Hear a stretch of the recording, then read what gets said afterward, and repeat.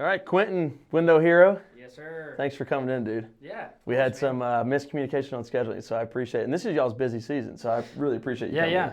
Yeah, man. It's we're running and gunning right now. It's wild. It's nuts. Yeah, and the weather's getting to that spot where people are coming back out and they're like, oh man, my house is dirty, my driveway, whatever, they need it done. So let's start by just introducing yourself. Sure. Your background, how you got into this business, and then we can kind of take it from there. Yeah. So for me, I originally grew up in Knoxville, Tennessee, and then I went to MTSU, Middle Tennessee State University, down in Murfreesboro, Tennessee. Okay. And got an aerospace administration degree there. So nice. I'm doing everything right now. Yeah. That relates to planes. So it's great. Did that, worked at college ministry for a couple years and worked at Allstate as a claims adjuster after that. So I got to tell people they were at fault for accidents. It was a wonderful job, just so much fun, a lot of joy on those phone calls. Yeah. None at all. It was pretty terrible. I did not enjoy that time. Yeah.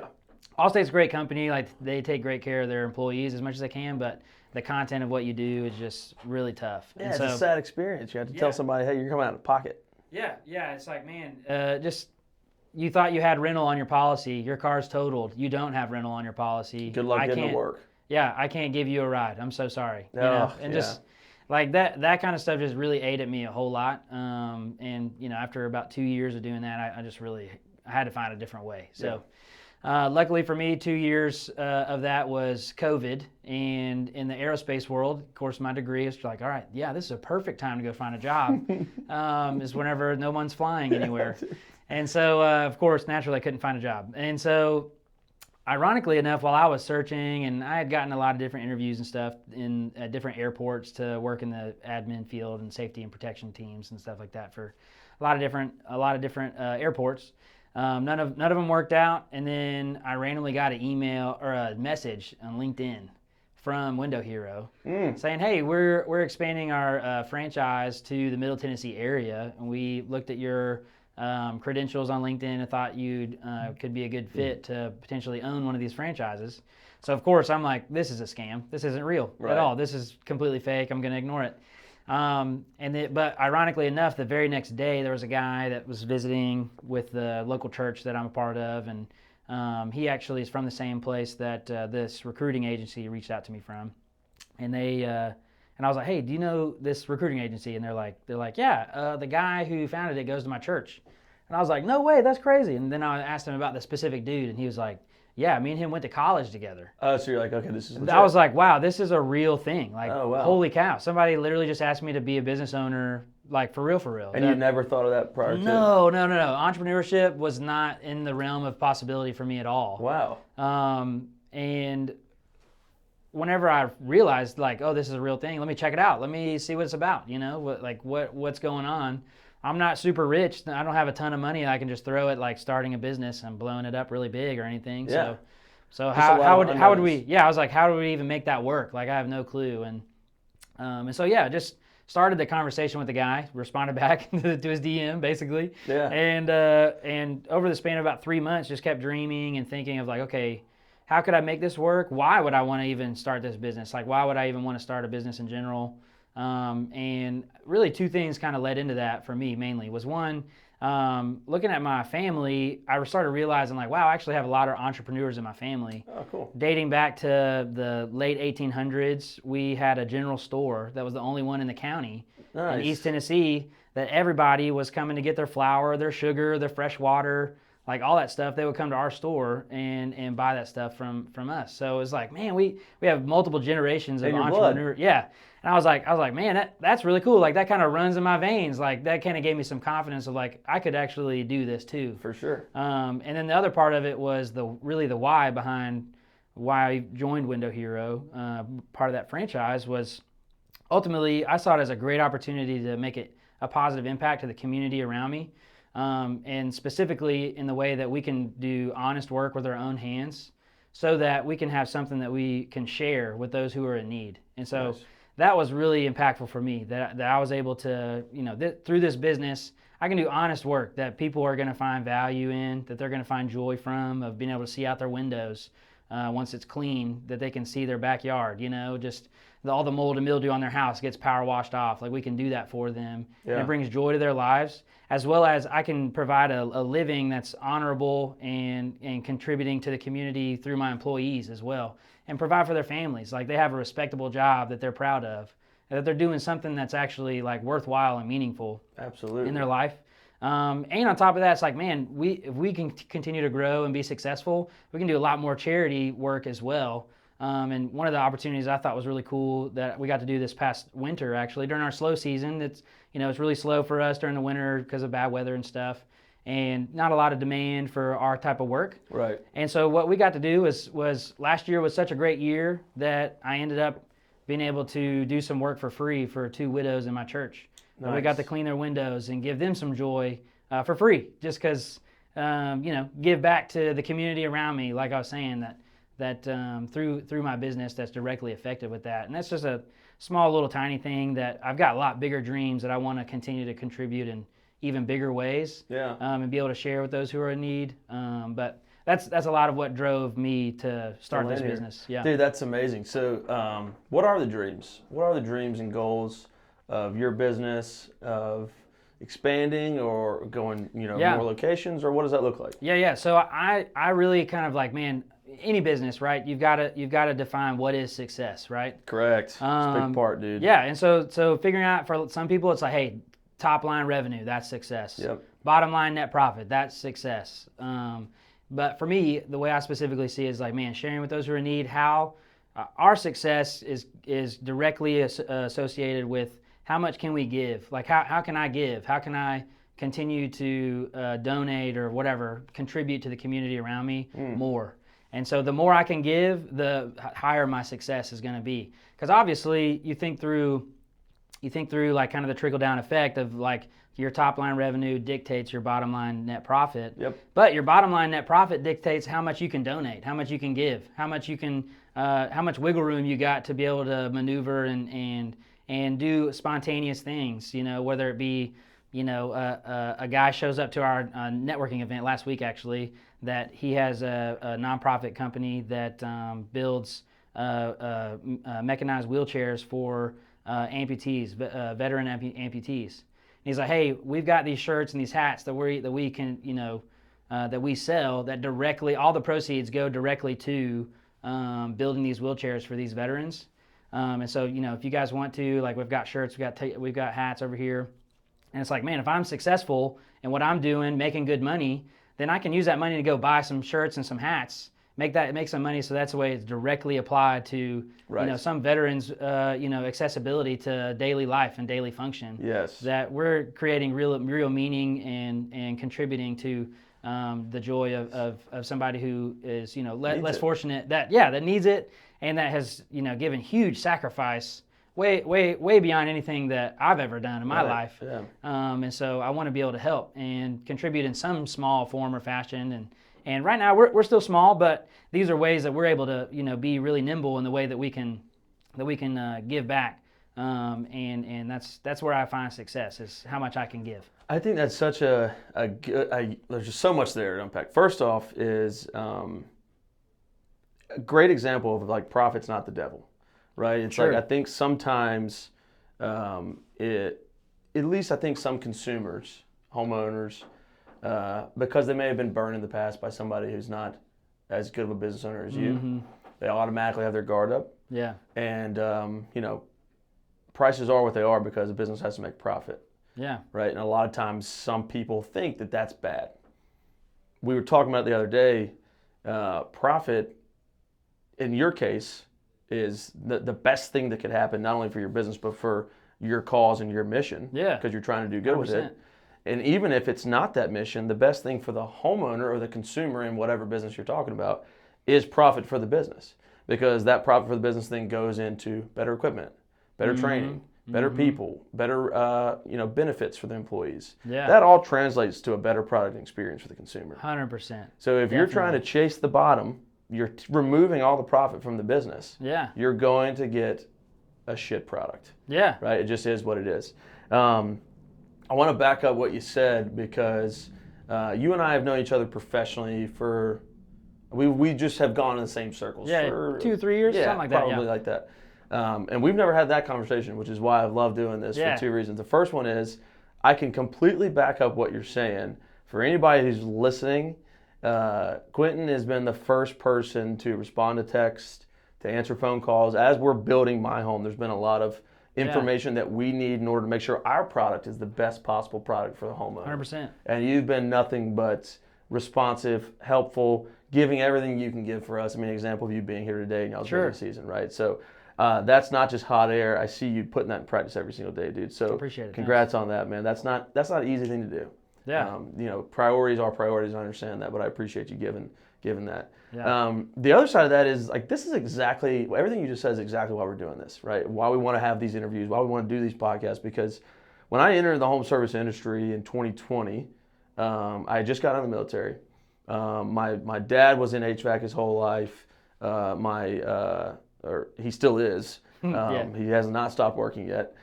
Does mainly sales and marketing stuff for him, but has done every position within that industry. So I grew up around the home services, blue collar industries, and so I've always been close to it. But I really fell in love with it when I started a business in it. Mm-hmm. And what really opened my eyes was the business owners amongst all the industries within home services. Right? It's not. I think there is a misconception of these industries. And when we've had these conversations with these dozens and dozens of business owners, they're extremely smart, extremely savvy, great people that are not only making a good living, like a really good living in a lot of cases, but it's the exact opposite of what previous generations have been in these industries, which is like, the old plumber with his ass crack hanging out, somebody coming in, smoking cigarettes in your house. It's just, it's not that anymore, right? These industries have sophisticated tech stacks that ensure that the customer experience is extremely easy, right? 100%. I mean, businesses are investing in that. So I love everything that you just said there, man, because it aligns perfectly with not only My Home's mission, but the mission of these interviews and anybody who's potentially listening to this in the future. So I love it, man. Since we're on kind of the business side, part of these interviews I like to, I think this is a unique opportunity for future business owners or guys who are sitting in your shoes 3 or 4 years ago. To maybe have an opportunity to hear like, okay, I didn't think I was going to be an entrepreneur. I'm listening to this guy now. He didn't think that. He took the plunge. He's been successful. What was that experience like as you were like, all right, I'm going to do it. I'm going to go all in. I'm going to do this thing. I'm going to try this. Just talk through, the goods, the bads, the uglies. So, I mean, the way I learned this from the college ministry that I was a part of is basically there's this idea of you dream big, you start small, and you go deep. So you dream big, whatever that might be. Like, you want to own, multiple businesses that aggregate or $100 million net worth. Great, that's awesome. All right, so start small. Start with just a simple power washing unit, or go to a tech school to learn how to become an HVAC technician, whatever it might be. Right. And work in that trade as a follower. That you're just a grunt, going and doing your thing, right? And get really good at one specific thing. And then once you find some good health in that one specific thing, expand a little bit to like something that's right next to it, If it's so like HVACs, like a lot of times you got something to do with water.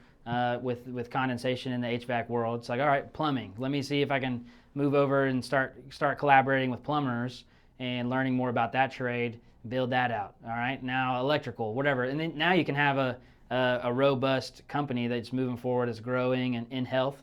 And so that's how I think about it. Is like, man, for me, what I did is I was dreaming big whenever I first signed on.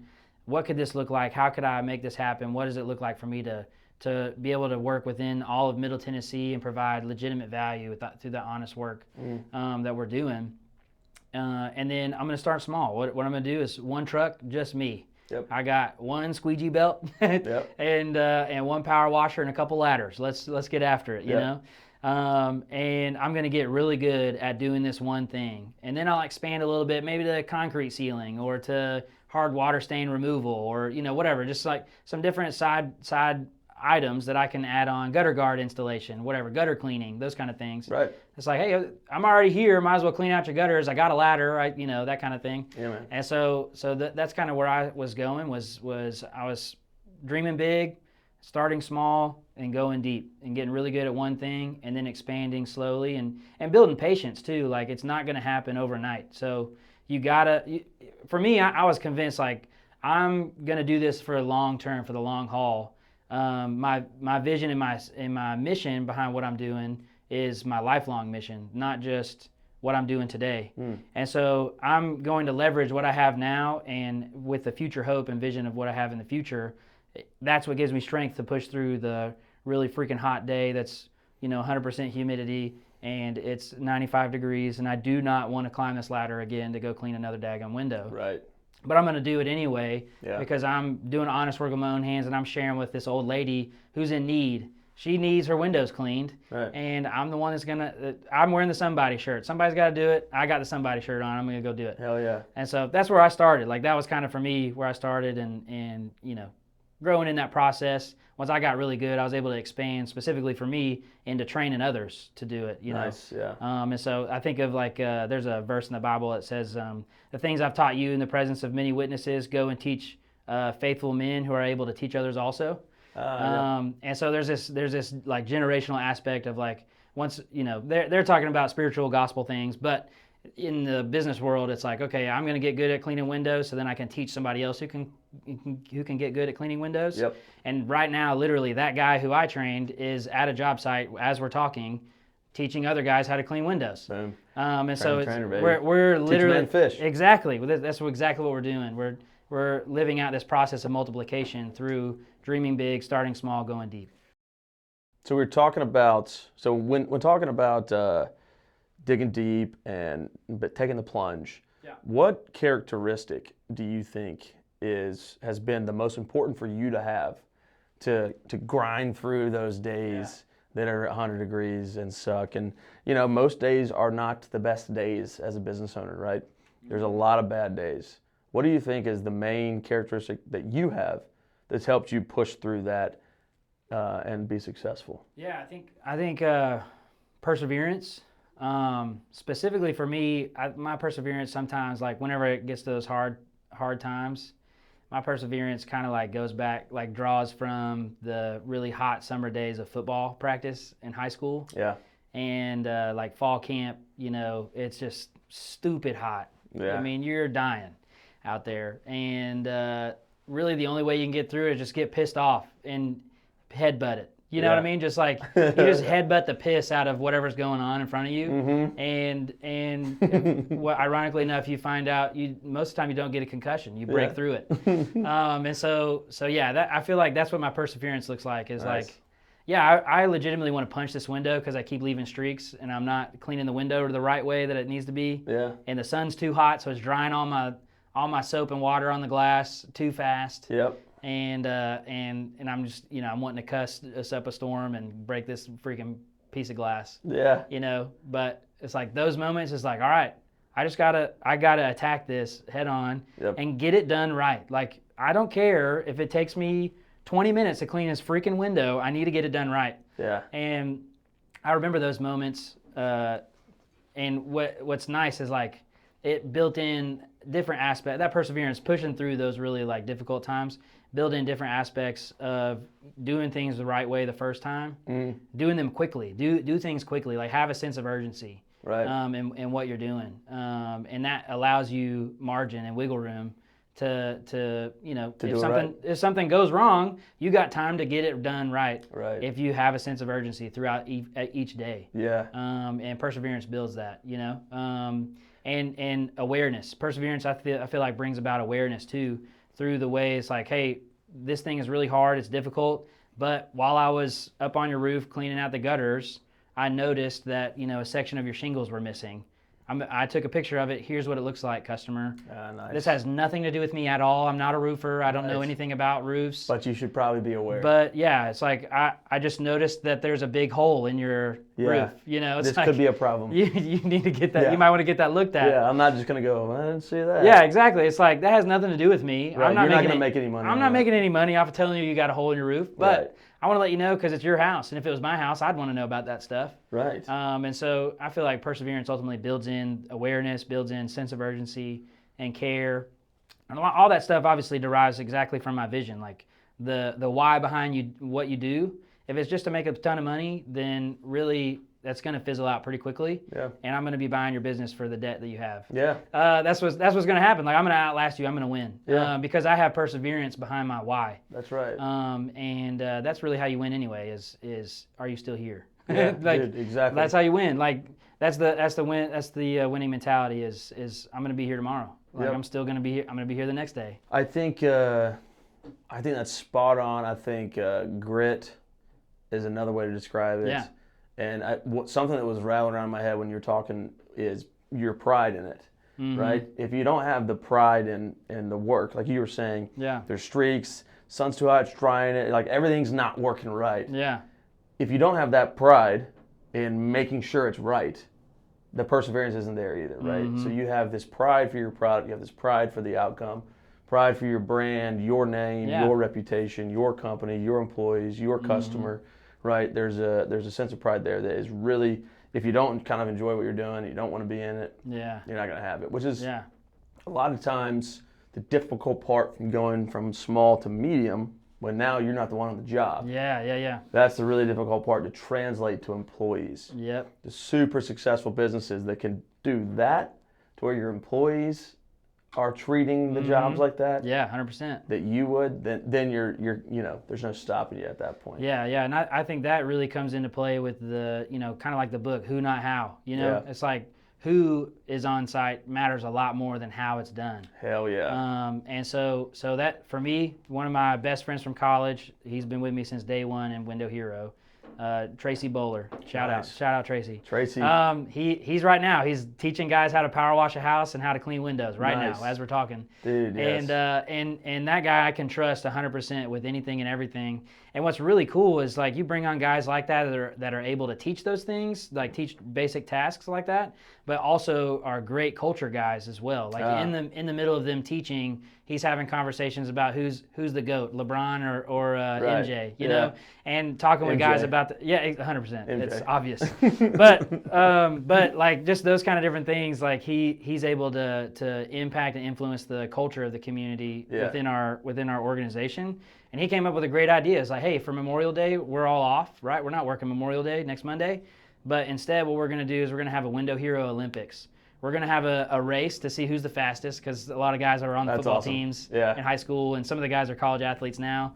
And so it's like we're gonna race, see who's the fastest. We're gonna play 2K on the Xbox to see who's better at 2K. Madden, like all this different stuff. We're gonna grill out some burgers and hot dogs and have a good time. And so just creating that culture like that, bringing on guys like what you're talking about, going from small to medium, where I'm not on site all day every day. That's where it's vital, is the people that you bring on, who you bring on, who you have to come join and lock arms with you. You got to do whatever you can to keep them around too. Amen, brother. And I told Tracy that too. I told him, I was like, hey, look, I'm willing to do whatever I got to do besides destroy the business to keep you around. Yes. Like, whatever I got to do. Remain profitable.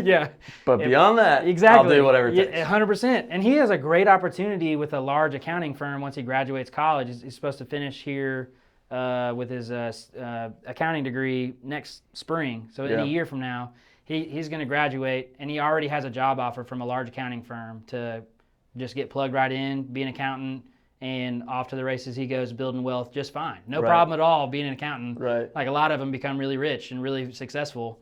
And I've got to contend with trying to keep him on to be able to do that. Would you ever, first off, how old are you?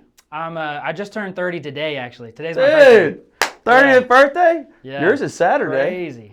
My man, happy birthday, bro. You guys are, man, you heck yeah. You guys are in the hospital at the same time. I know, man. That's right. My dad been. Yeah. Seriously. You guys are brothers. Yeah. Well, happy birthday, first Thanks. off. Appreciate it. You mind me asking how much revenue you guys will do this year? What are you projecting? Yeah. So we're projecting to do somewhere around $450,000 in revenue. Dude. Last year we did $250,000, so we're seeing a huge bump in growth. Turned 30 today, and his business will almost do $500,000 this year. Yeah. It's incredible, That's dude. pretty amazing.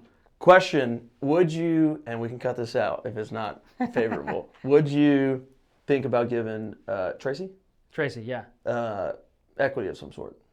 So the way I was trying to think about it more creatively is maybe not necessarily legitimate ownership like on paper, but share the profits with him. Profit share, yeah. And as if he was an owner. Yeah. Similar concept like Chick-fil-A, right? All the owner operators for Chick-fil-A locations don't actually own anything in Chick-fil-A, but they get paid like they do. Yep. And so that is one kind of comp structure that I have set up for him that I want to try to keep him along. Nice. And honestly my biggest recruiting strengths with him specifically, or really anybody that's got a great opportunity with a large company, is like, hey, look, you are just a cog in their machine, right? You don't have any authority or autonomy. They tell you everything you got to do.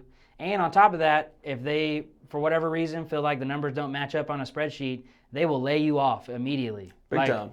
Gone. Bye. See you later. Don't care. Yep. You're a number. Yeah. And so with small business, like what I've got going on, it's like, man, Tracy has a great opportunity to have all the autonomy, all the authority he wants day to day.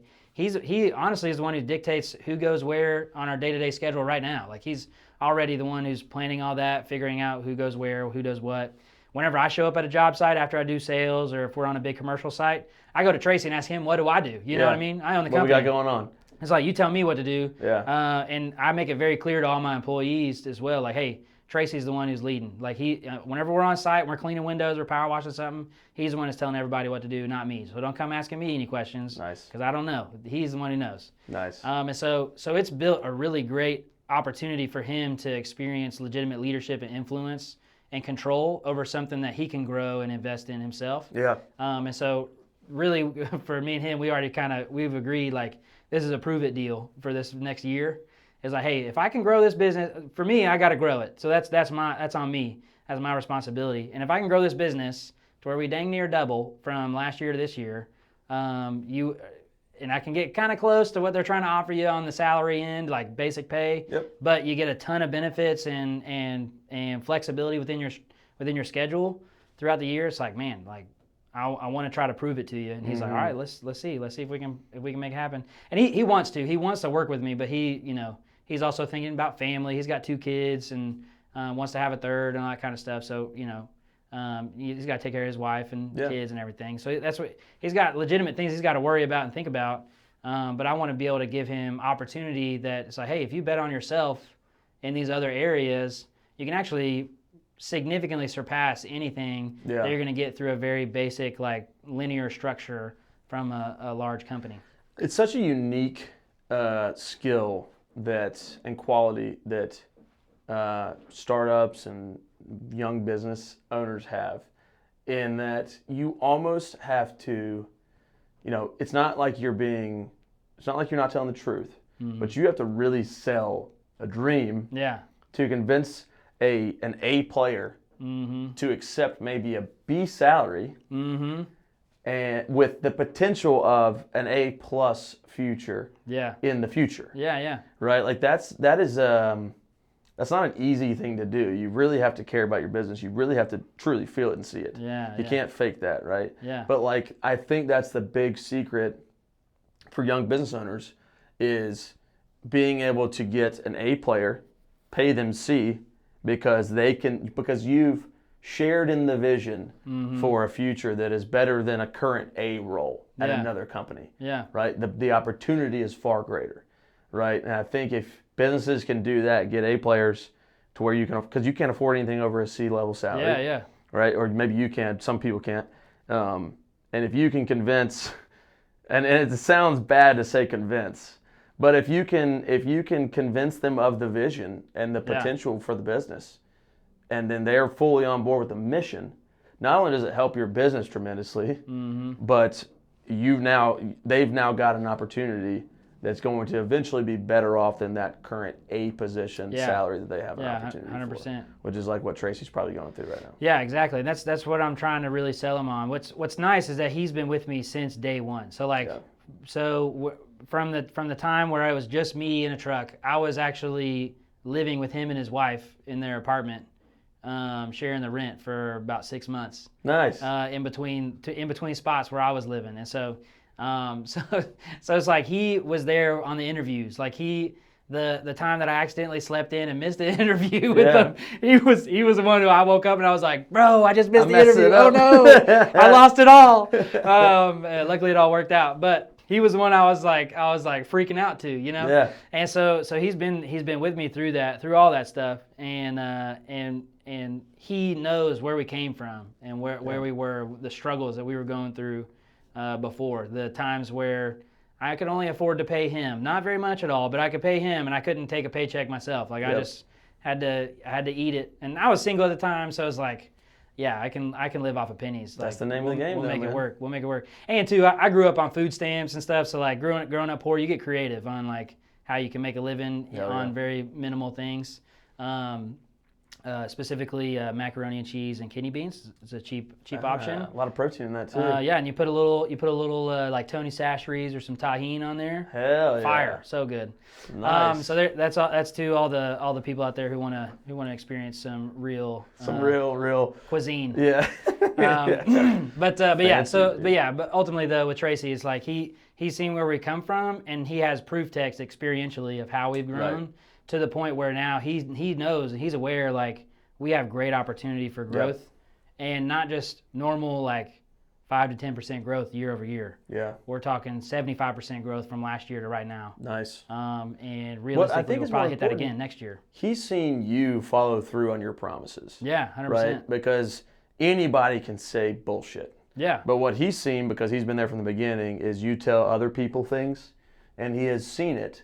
Not that he was testing it, but he's just seen you follow through. Yeah. He's seen you say something, he's seen you do it. He's seen you work hard. So it's just a whole different experience for him, because he's like, this is 100% legit. What Quentin's doing, it's going to happen. He's proven it time and time again, right? Instead of trying to find a new guy and then selling him on a vision that he's now skeptical of. Yeah. Because maybe he's heard it before and gotten burned, right? Yeah. So, you're in a unique position with Tracy. This is an awesome conversation. I love the business owner side of things, man. I think I really want people to, I think in 10 years, the new financial hack is going to be start a home service business. It's going to be, if you're 21, go work for 3 or 4 years with a big HVAC company, get all your training in, have them pay for it, learn everything you can, take notes the entire time you're there, start developing processes that you see in that business that you don't like, you can do better. And then go start your own. Yeah. I mean, you can do that for so cheap. Yeah. Especially if you have all the knowledge and certifications, right? I mean, I think that's going to be the new. You got to go to college to be successful. I think it's going to be a total shift there. Yeah. I already see that now. Like even with the hiring that I'm going through, like over the past 3 or 4 years, I've noticed, like, ironically enough, kids that go to private high school from like wealthy families that are their parents are typically really college educated and work financial jobs like a mortgage officer or whatever. Yeah. They end up actually going to private high school, very quality education.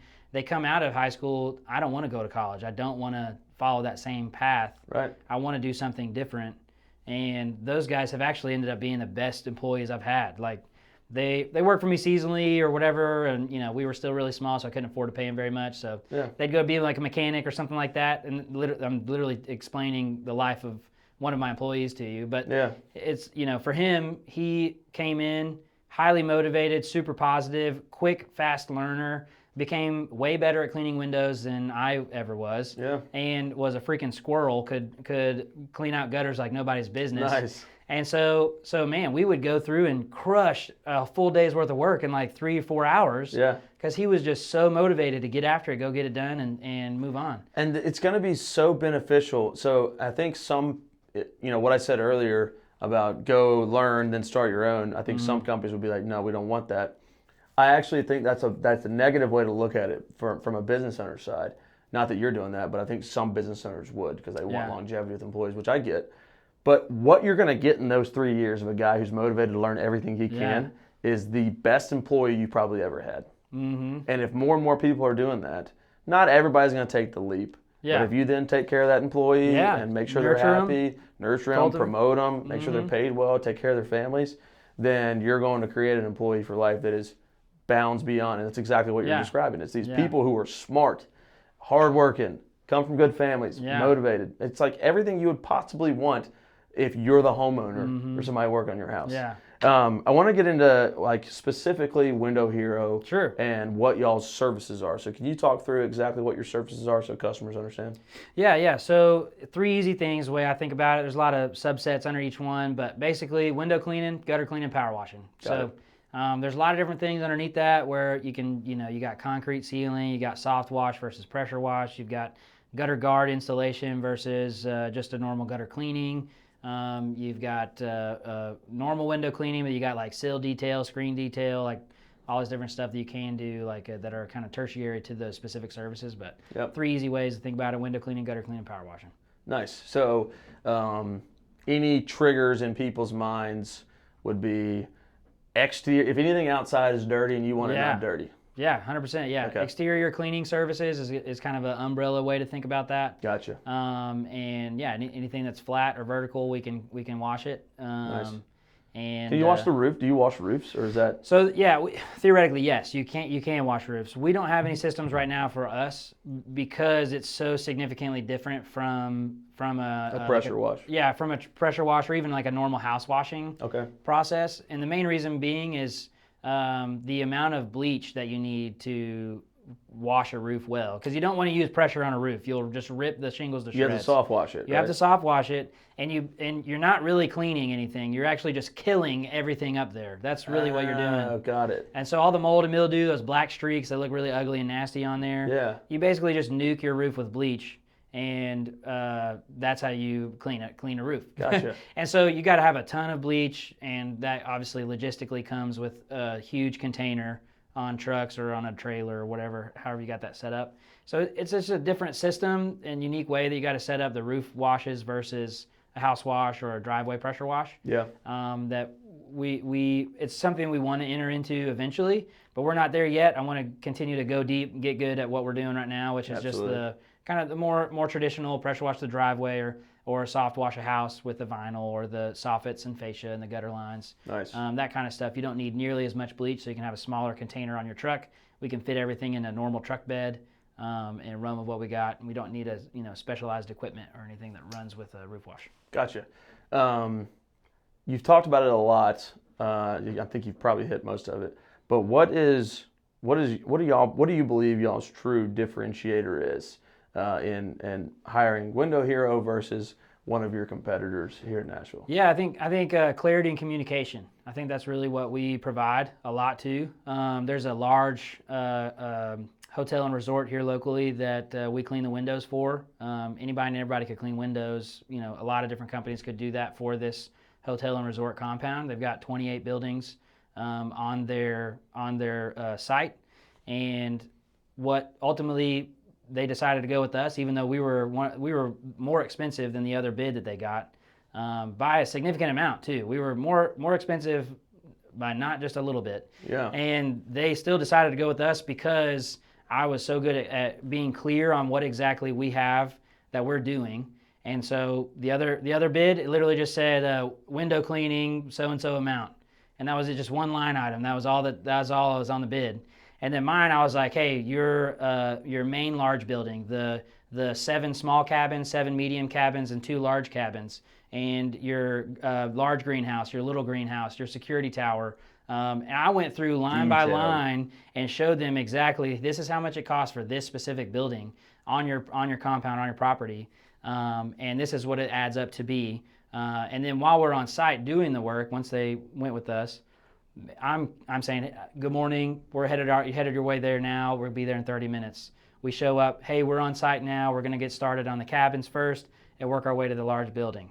And I'm just continually giving this guy information of where we are, what we're doing, when we're doing it throughout the day. And I'm not just absolutely bombarding him, but I'm keeping the director in the loop on what's going on.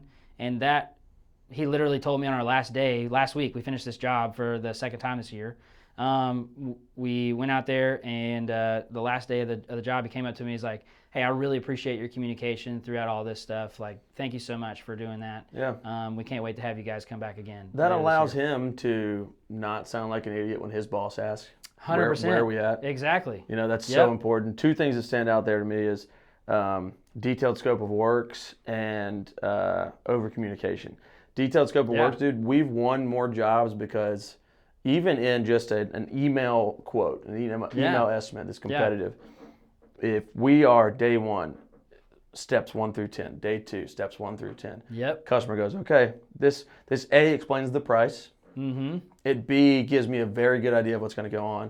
Mm-hmm. And C, it's just like the first interaction one of the first interactions you have with the customer to where they go, okay, this is how these guys do business, right? Yeah. This is professional, this is legitimate. Yeah. And the other side is over communication for obvious reasons. Like especially with a commercial job, is usually the person you're talking to has a boss that they're going to ask them things. Yep. In restoration, that's why we over communicate with the insurance agents, is because the client's going to call them and we want them to sound like they're on top of it. Yep. So that's great. And for a residential customer, they want to know what's going on with their house. It's a natural thing there. Anything, I like to kind of give you opportunity, and I'll basically give you an example. So, in restoration, there's one thing I always wish I could tell the customer, or every customer knew prior to having us out, and it's time is not on your side when it comes to a water loss or fire, like that, right? It's like we need to get in immediately. Yeah, we can save your house, not have to rip it out. Yeah. Is there anything like that where you wish you kind of had the opportunity to directly talk to a potential customer, so that way they can understand the do's and don'ts or expectations? Anything like that you want to take advantage of and be able to kind of talk direct?